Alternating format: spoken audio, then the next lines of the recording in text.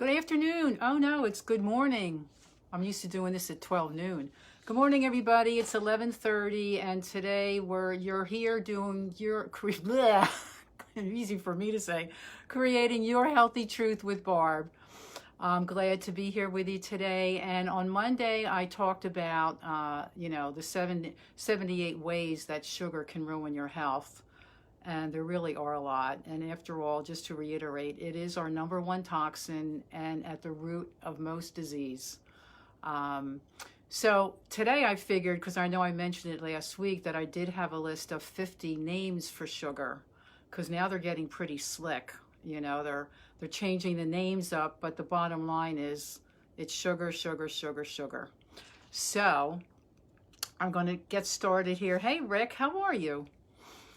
Okay, so the first on the list I have barley malt, beet sugar, brown sugar, buttered syrup. Hey, Mary, cane sugar. And I just want to share a little story here with you. My son, we ordered lunch in the other day, and he wanted a soda. And of course, the place had more of a healthier slant on what they were offering. But anyway, I got this, I think it's Boynton Cola is what they had. And so he says to me, he said, but it's a healthier version. He said, only 3 ingredients. I said, oh, wow. I said, well, wait a minute, tell me what they are. And he says, carbonated water, cane sugar, and caramel coloring. And I was like, ugh, so cane sugar, just so you know, sugar, sugar, sugar, okay? It's not any healthier. I mean, it may have less processing, but the end result, it is still sugar, and it's still inflaming us and attributing to diabetes and so on and so forth.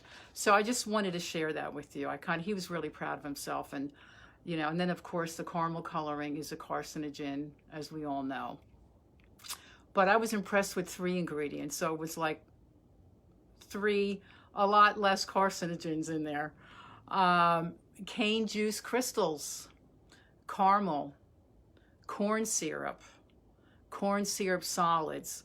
Now, because everybody was all upset about high fructose corn syrup, and as we should be, they don't use high fructose corn syrup that much anymore. So now they switched over to corn syrup and corn solids. So just know you're getting high fructose corn syrup, okay?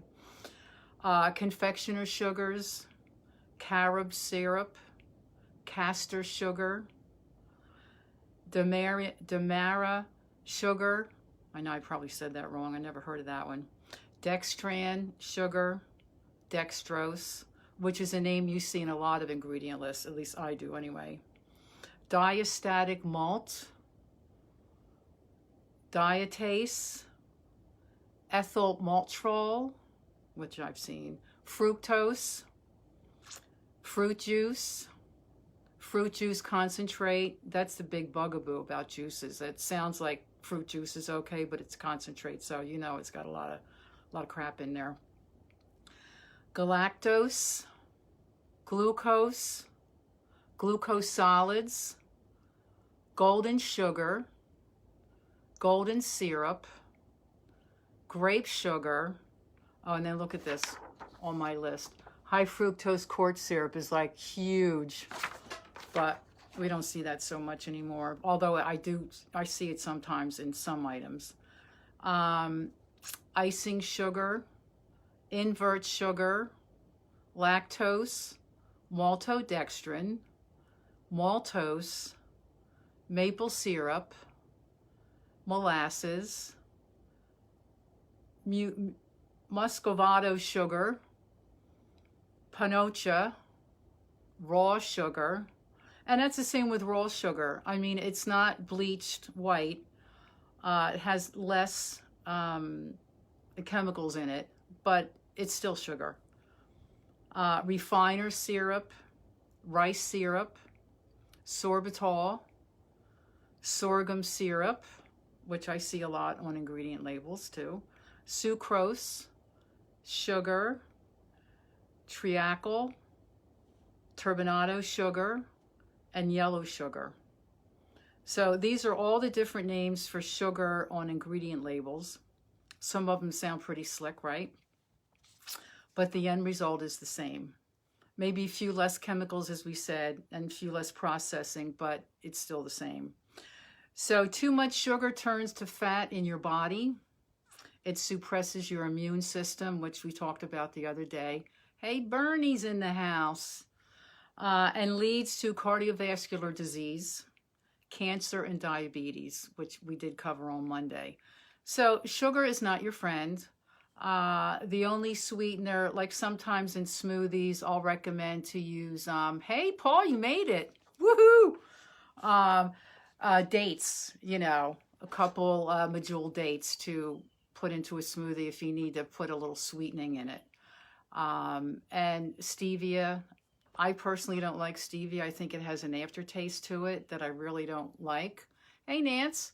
So I don't use it, but don't use the white powdered stevia because that's obviously been processed. There's a green leaf, green powder, and a green liquid.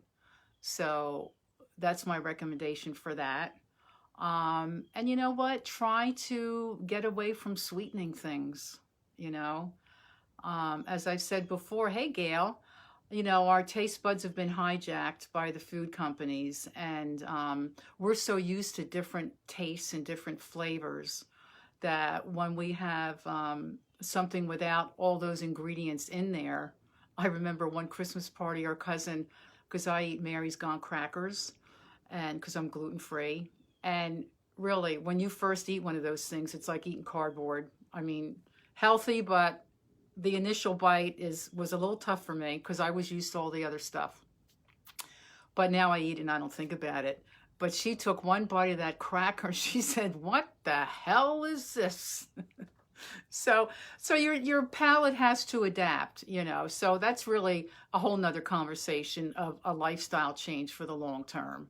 If you're going to eat clean, whole foods, your palate will shift.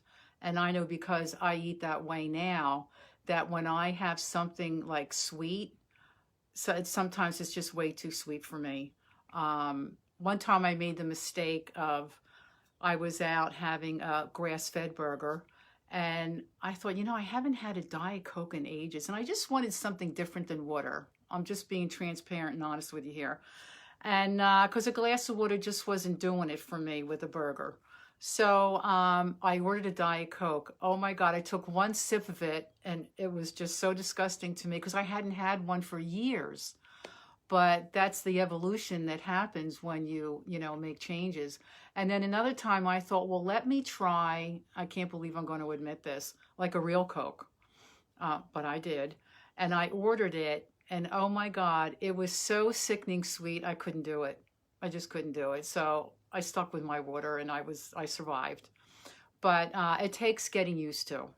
But anyway, you guys, I did this early today because I have to hop on a class.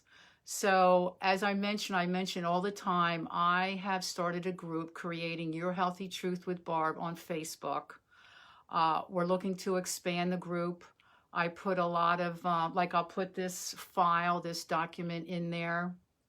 Any documents I talk about here or anything I talk about, I put it up in that group, and you can download it and save it and access it. I put videos in there. I put other people's videos in there. And I have a woman who does exercise classes, Lois, who's going to be coming in as we get the group a little bigger. So spread the word. And she'll be doing things within that group. She's really awesome. She's got a kick-ass company, and they do yoga, workouts, all kinds of stuff. And there's a video in there in the group now about exercises you can do without having access to a gym or weights. So it's pretty interesting. I interviewed her, and she gave us a couple tips in there. So we're trying to build that out. So like I said before, Creating Your Healthy Truth with Barb on Facebook. You have to answer a couple questions, nothing major, to join, because I want to make sure I have people that are in there that really want the information and really want to learn, because this is an educating platform for people who are not doing so good, don't feel so great, and want to find some answers. And if you have any questions about anything, you are welcome to email me, barb@yourhealthytruth.com, or you can post it in the group, and I'm happy to answer it.